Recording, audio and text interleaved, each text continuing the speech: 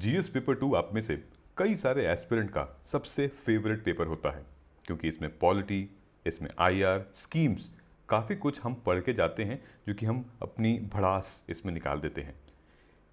इस वीडियो को आप सेव कर लीजिएगा, ये वीडियो बहुत इंपॉर्टेंट होने वाली है, क्योंकि हम इसमें जीएस पेपर का subject wise, topic wise, theme wise हर एक क्वेश्चन को डिटेल में एनालिसिस करने वाले हैं कि सवाल को कैसे अप्रोच किया जाएगा और इससे रिलेटेड कोई पीवाईक्यू आए थे कि नहीं आए थे। दोस्तों, इस वीडियो में हम लोग डिटेल इस एनालिसिस के बारे में बात करेंगे कि ये किस जगह से सवाल आए हैं, इसके सोर्सेस क्या हैं, पास्ट ईयर में इसके किस क्वेश्चन से रेलेवेंस था और क्या कॉमन थीम है जो कि पिछले 10 सालों में यूपीएससी ने यहाँ से पूछा है। ठीक है, इसी से रिलेटेड हम लोग इस श्रृंखला में आगे बढ़ते हैं। Honestly speaking, when I was at the center, I was at the center day before yesterday when prelims, when mains GS paper 1 and 2 happened.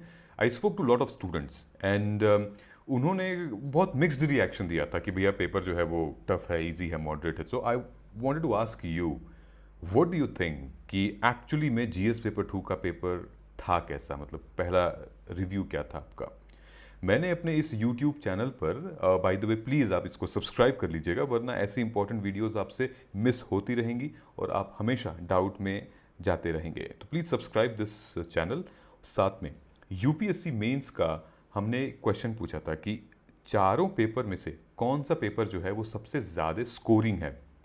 Surprisingly GS2 का ना बोल के लोगों ने GS1 को बोला है कि GS1 पेपर काफ़ी स्कोरिंग हो सकता है। अब मैं आपको कुछ इंसाइट्स बताता हूँ। ये हमारे टॉपर्स की मार्कशीट है जो रिसेंटली अभी 2023 का रिजल्ट आया था। आदित्य श्रीवास्तव, निमेश प्रधान, अनन्या दुरुंडु रेड्डी।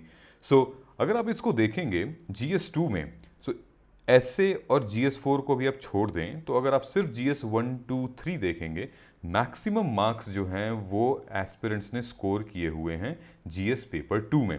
और ये मैं बता रहा हूँ रैंक 1 से लेकर लगभग रैंक 872 है।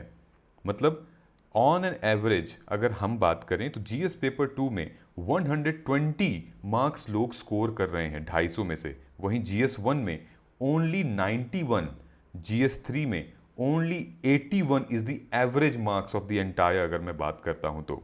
So literally GS2 paper is scoring, क्योंकि इसके ओवरलैप काफ़ी ज़्यादा है और बहुत टाइम से हम इसको पढ़ते भी आते हैं। आगे चलते हैं। हमने GS पेपर 1 और एसए का डिटेल एनालिसिस किया हुआ है। आप वीडियो के एंड में मैं इसका लिंक लगा दूंगा, आप देख लीजिएगा। और इनफैक्ट हमारे वीडियो सेक्शन में भी आएगा, प्लीज़ आप इसको जाके विजिट कर लीजिएगा। इस पेपर की एनालिसिस हम लोग करने वाले हैं डिटेल में। और मेंस का जो कट ऑफ था, मेंस का लास्ट ईयर जनरल का, वो 741 था और 748, यानी कि 1750 में से आपको 741 मिनिमम मार्क्स लाना था, जो कि ऑलमोस्ट 42% था हमारे इस एग्जामिनेशन का। सो लगभग 42% पर आखिरी सिलेक्शन हुआ था इसमें। ठीक है, सो आई डोंट नो, अभी पूरा ऑप्शनल भी खत्म हो जाएगा तो एक ट्रेंड एनालिसिस हम लोग करेंगे कि इस साल का क्या एक्सपेक्टेड है। तो शुरू करते हैं। सो हमारा पॉलिटी गवर्नेंस से, ये यूपीएससी ने इस बार मेंस के किस किस सब्जेक्ट से कितने क्वेश्चन पूछे थे और कितने मार्कर्स के थे लगभग।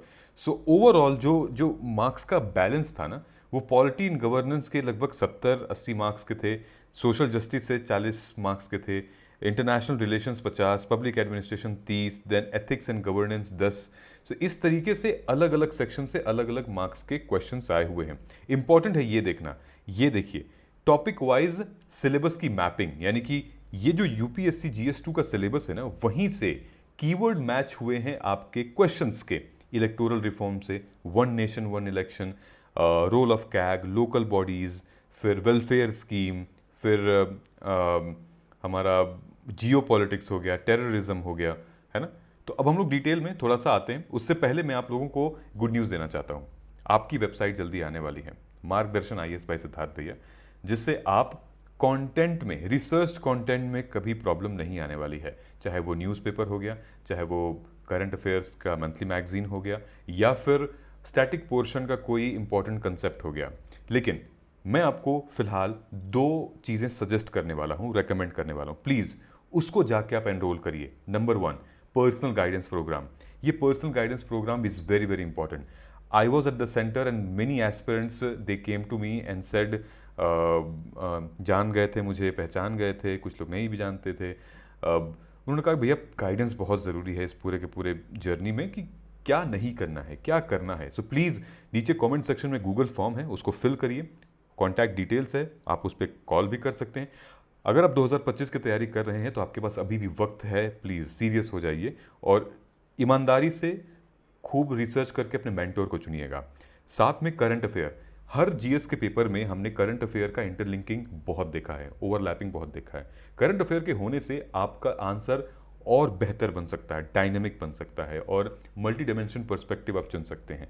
ये प्रोग्राम फिलहाल सितंबर के लिए सिर्फ और सिर्फ 7999 के लिए है, तो आप प्लीज़ इसको भी एनरोल करें और नीचे ये कॉन्टैक्ट डिटेल है, आप इसमें कॉल कर सकते हैं। This is very very important. Current affair एक नया सब्जेक्ट नहीं है, बस एक एड ऑन है, लेकिन वो ऐड ऑन करना कैसे है वो आपको हम बताएंगे। साथ में नोट्स भी है, करंट अफेयर टेस्ट भी है, प्रीलिम्स मेंस मॉड्यूल्स भी हैं। मैं चाहूँ तो ये वीडियो प्ले कर सकता हूँ आपके लिए, लेकिन आप इसको देख लीजिएगा, हमारे चैनल पे ही है कि बच्चों ने अपने अपने खुद के रिस्पॉन्सेस कैसे दिए हैं इस पूरे के पूरे गाइडेंस प्रोग्राम में। सिर्फ मेरा ही नहीं, अगर आप चाहें तो किसी का भी गाइडेंस प्रोग्राम ज्वाइन कर सकते हैं, लेकिन आपको अपने परफॉर्मेंस को ट्रैक करना पड़ेगा। और यही चीज़ हम भी कराते हैं कि परफॉर्मेंस को ट्रैक करना। अगर आप पिछले महीने से इस महीने ज़्यादा इंप्रूवमेंट नहीं कर रहे हैं तो कहीं ना कहीं लैक है आपके प्रिपरेशन में भी और आपके मेंटोर में भी। सिलेबस की एनालिसिस, ऑर्गेनाइज करिए अपने रिसोर्सेज, सब्जेक्ट को, कौन से सब्जेक्ट को प्रायोरिटी देनी चाहिए, साथ में अब आपका कम्युनिटी लर्निंग हो रहा है कि नहीं, दूसरे किस क्या अप्रोच वो अपना रहे हैं, तो ये सारी चीज़ें हम प्रोवाइड कराते हैं अपने इस प्लेटफॉर्म पे। और आपको फैसला लेना है, क्योंकि अभी नहीं तो कभी नहीं, this is the right time. चलिए हम लोग आगे चलते हैं अपने सेशन में और एनालाइज करते हैं अपने इस क्वेश्चन पेपर के सेट को। ये हमारा लगभग 20 क्वेश्चंस इसमें हैं जो हमारे मेंस में आए थे। ये क्वेश्चन नंबर 1 है कि examine the need for electoral reform वाला। इसको आप डायरेक्टली लक्ष्मीकांत की किताब से निकाल सकते हैं। लॉ कमीशन की रिपोर्ट भी इसका एक रिसोर्स है, end of course current affairs newspaper तो है ही है। ठीक है, आइए आगे बढ़ते हैं। ये हमारा क्वेश्चन नंबर 1 था। इसमें ध्यान से देखिएगा क्या पूछ रहा है क्वेश्चन। नीड पूछ रहा है इलेक्टोरल रिफॉर्म की। कैसी नीड? जो कि कुछ कमिटीज ने सजेस्ट की थी। ठीक है, अब कुछ कमिटीज ने इलेक्टोरल रिफॉर्म पे जो सजेशन दिया था उसको एग्जामिन करना है। ठीक है, एक तो ये हिस्सा हो गया आपके क्वेश्चन का आधा पार्ट। नाउ अब किसके रेफरेंस में? वन नेशन वन इलेक्शन के रेफरेंस में एग्जामिन करना है। ठीक है, अब इजी, बहुत ज़्यादा आपको कंटेंट नहीं लिखना था, इजीली आप इसको सॉल्व कर सकते हैं। 2017 में पीवाईक्यू जो आया था वो देखिए, directly one nation one election पे तो नहीं था, लेकिन इलेक्टोरल रिफॉर्म पे था। यहां पे जो कीवर्ड है ना वो है हमारा electoral reform. This is very very important, क्योंकि ये देखिए, election commission of India has proposed electoral reform in 2016। तो अब आप बताइए कि डेमोक्रेसी की क्वालिटी कैसे इन्हांस हो सकती है। ऐसे क्या क्या इलेक्टोरल रिफॉर्म्स हम सजेस्ट कर सकते हैं कि हमारी जो लोकतंत्र है वो उसकी क्वालिटी और इन्हांस हो सकती है। ठीक है, अगर कोई भी बच्चा एटलीस्ट पीवाईक्यू लगाया होगा तो उसको थोड़ा बहुत आइडिया लग गया होगा कि हम इलेक्टोरल रिफॉर्म्स में हम क्या इनपुट डाल सकते हैं।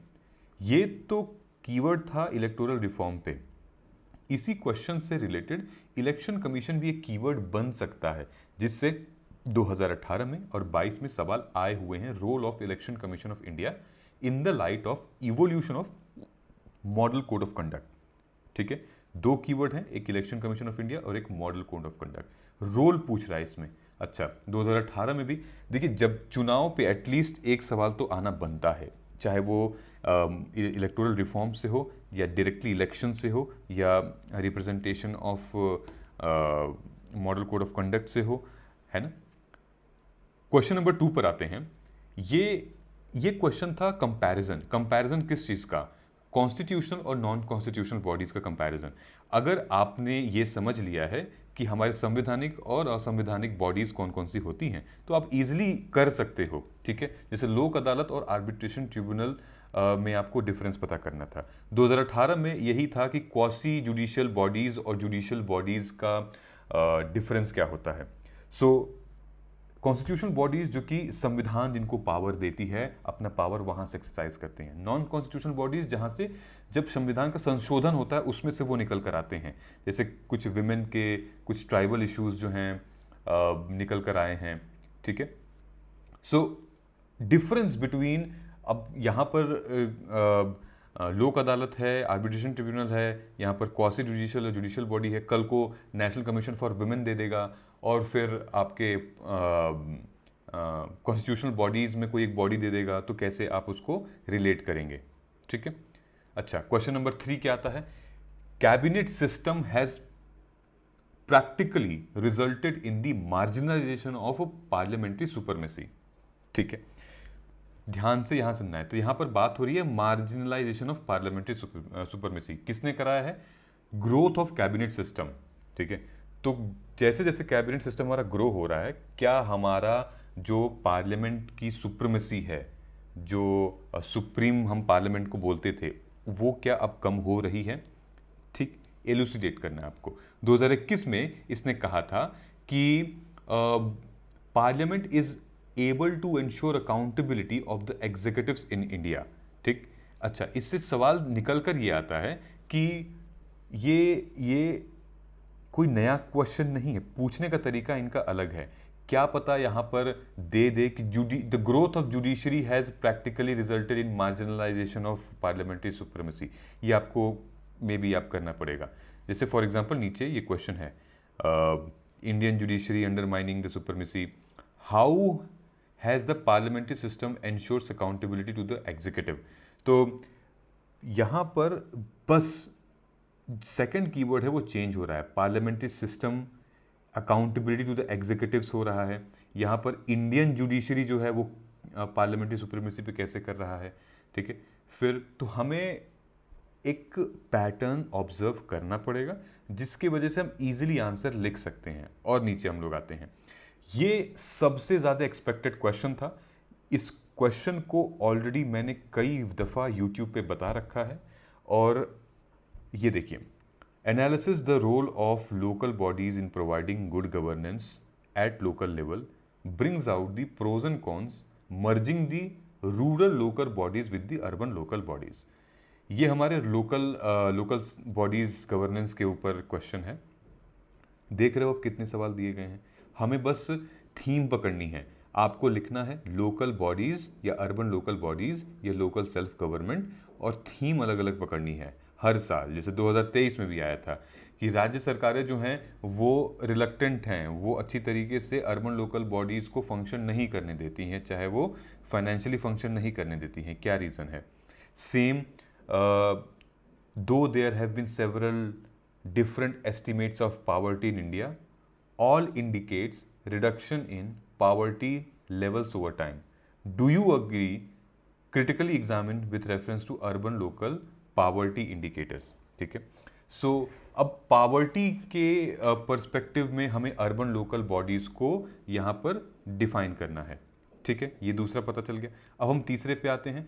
यहाँ बोल रहा है कि do government schemes for uplifting vulnerable and backward communities. तो आप देख रहे हो यहां पर पावर्टी की बात किया, estimates the difference of poverty.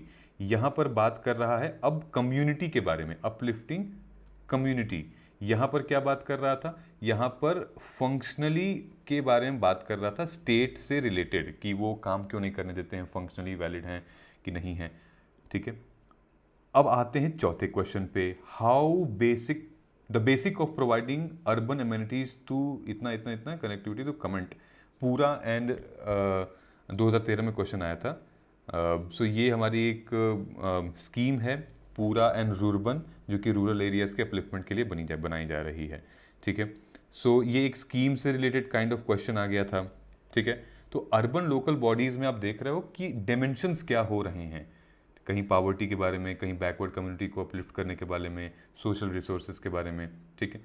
और भी एडिशनल कुछ क्वेश्चंस एक्सपेक्ट किए जा सकते हैं, जैसे हमारा 14 फाइनेंस कमीशन ने क्या रिकमेंड किया था, enabling the local bodies to improve their financial position, kind of same 2023 वाला।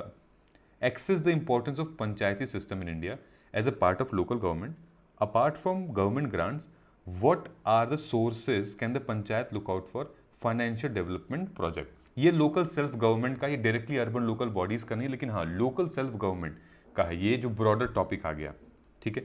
तो आई होप अब जो आप क्वेश्चन जब आप पढ़ाई करोगे तो आप सिर्फ और सिर्फ लोकल बॉडीज का प्रॉज कॉन्स चैलेंजेस जजमेंट नहीं लिखोगे, आपको डायमेंशंस भी लिखना पड़ेगा, अलग अलग कैसे क्वेश्चंस पूछे जा रहे हैं, ठीक है। अब देखिए, जैसे doctrine of democratic governance makes it necessary that the public perception of the integrity and commitment of civil servants becomes absolutely positive, ठीक है।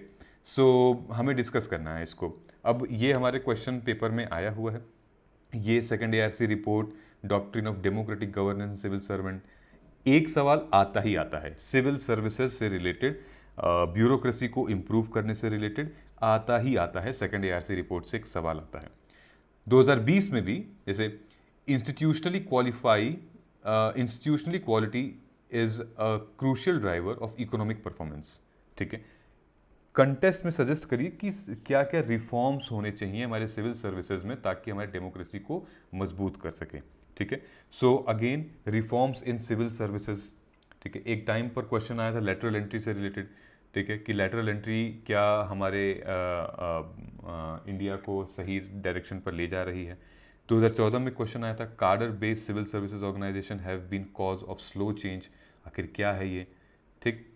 इन सब का PDF हम आपको दे देंगे टेलीग्राम पे, आप घबराएं नहीं, आप परेशान ना हो, ऑलरेडी टेलीग्राम पे हम दे देंगे, ठीक है। डिस्कस इंडिया, ये इंपॉर्टेंट है, ये देखिएगा क्वेश्चन है कि discuss India as a secular state, फिर कह रहा है कंपेयर करो with secular principles of US constitution. So ये थीम बहुत इंपॉर्टेंट है, हर साल IR में ये क्वेश्चन आता ही आता है। हमारे संविधान को, हमारे कुछ जो वैल्यू सिस्टम है उसको इंटरनेशनल दूसरे कंट्रीज के वैल्यू सिस्टम से, कॉन्स्टिट्यूशन से कंपेयर कराता है। जैसे इसमें कंपेयर करवा दिया था इस साल के क्वेश्चन में कि आप सेक्युलर स्टेट भारत अगर है तो वो आप कंपेयर करिए US के संविधान से कि US के संविधान का सेक्युलरिज्म और हमारा सेक्युलरिज्म कैसे कंपैरिजन में आएगा, ठीक है। So comparison of constitution is very very important and prevalent topic. जैसे ये देखो, India and USA are two large democracies, examine the basic tenets on which the two political systems are based. 2018 में आया था, मतलब कि डेमोक्रेसी के ऊपर आया था, ठीक। अब देखिए, judicial system in India and UK seems to be converging as an diverging system. So ये किस पे कंपैरिजन में आया, ये जुडिशियल सिस्टम पे आया, किसका, इंडिया और UK का। फिर से आया था जुडिशियल सिस्टम पे, कब आया था, 2020 में, अच्छा ये तो सेम ही क्वेश्चन है। फिर आया analyse the distinction between the notion of equality in constitution. देखिए ऊपर सेक्युलरिज्म यहाँ पूछा है, ठीक है, नीचे यहाँ पे 2021 में शायद इसने पूछ लिया है इक्वालिटी के लिए, ठीक है। फिर 2022 में बात हो रही है critically examine president of India and France are elected. तो अब ये पोजीशन को कंपेयर कर रहा है और उसके इलेक्शन को कंपेयर कर रहा है। फिर 2023 में एक सवाल आया था compare and contrast British and India approaches to parliamentary sovereignty. तो अब ये पार्लियामेंट्री के सोवरेनिटी यानी कि संसद के संप्रभुता को कंपेयर करें ब्रिटिश और इंडिया के। सो अगर आप सेक्युलरिज्म पे अपना नोट बना रहे हैं, सेक्युलरिज्म इंडिया में प्रोज क्रॉन्स चैलेंजेस, फिर कॉन्स्टिट्यूशन क्या कहता है, उसके साथ साथ दोस्तों आपको डायमेंशन देखना होगा। क्वेश्चंस क्या पूछा है, वो कंपेयर करा दे रहा है US के साथ, वो कंपेयर करा दे रहा है इंग्लैंड के साथ, ब्रिटेन के साथ, पार्लियामेंट्री सोवरेनिटी कंपेयर कर, तो कंपैरिजन पर कंटेंट लिखिए तो वो ज़्यादा बेहतर है। अगर हम ये देखो, ये PYQ से हमारा right to privacy, right to privacy आजकल बड़े ज़बरदस्त तरीके से प्रीलिम्स में पूछ रहे हैं, मेंस में पूछ रहे हैं। Right to privacy is intrinsic to life and personal liberty and is inherently protected under article constitution, ठीक है। ये तो आपका क्वेश्चन का पहला हिस्सा हो गया 7.5 मार्क्स का, और आप ले जाइए इसको आराम से लिखिए। फिर करंट अफेयर को इनकलकेट किया इसमें, क्या कि एक्सप्लेन करिए with reference to law relating DNA testing to child womb, ठीक है। ये कोई आज का मामला नहीं है, DNA टेस्टिंग चाइल्ड का बहुत पुराना मामला है, लेकिन कहीं ना कहीं इसको प्राइवेसी से कनेक्ट कर दिया है, ठीक है। ये देखिए एक सवाल भी आया था 2023 में फिर से कि प्रोग्रेसिव सोसाइटी से related right to personal liberty. तो यहाँ पे कीवर्ड एक तो राइट टू प्राइवेसी है और एक राइट टू पर्सनल लिबर्टी है। तो इनसे रिलेटेड हमें कहीं ना कहीं एक डायमेंशन निकालना पड़ेगा, ठीक है। तो आपके सामने सिर्फ प्राइवेसी का जजमेंट, प्राइवेसी कौन से आर्टिकल में है वो इंपॉर्टेंट नहीं है, वहां से जो डायमेंशन निकल कर आ रहे हैं, जो कि रियल वर्ल्ड प्रॉब्लम सॉल्व की जा सकती है या रियल वर्ल्ड में प्रॉब्लम आ रही है उसकी वजह से, हम वो देखेंगे। 2017 में क्वेश्चन आ गया था कि examine the scope of fundamental right in the light of latest judgement of the supreme court right to privacy, ठीक है। सो स्कोप पूछा था फंडामेंटल राइट का, ठीक है। आखिरी क्वेश्चन में डिस्कस कर लेता हूं, बाकी हम लोग सब चेक करेंगे पीडीएफ में।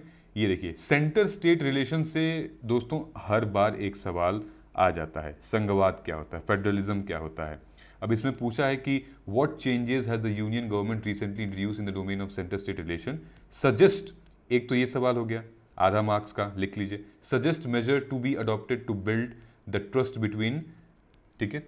एक तो ये है कि क्या सरकार ने इंट्रोड्यूस किया है, और दूसरा आपसे ही पूछ रहा है कि आप क्या सजेस्ट करेंगे।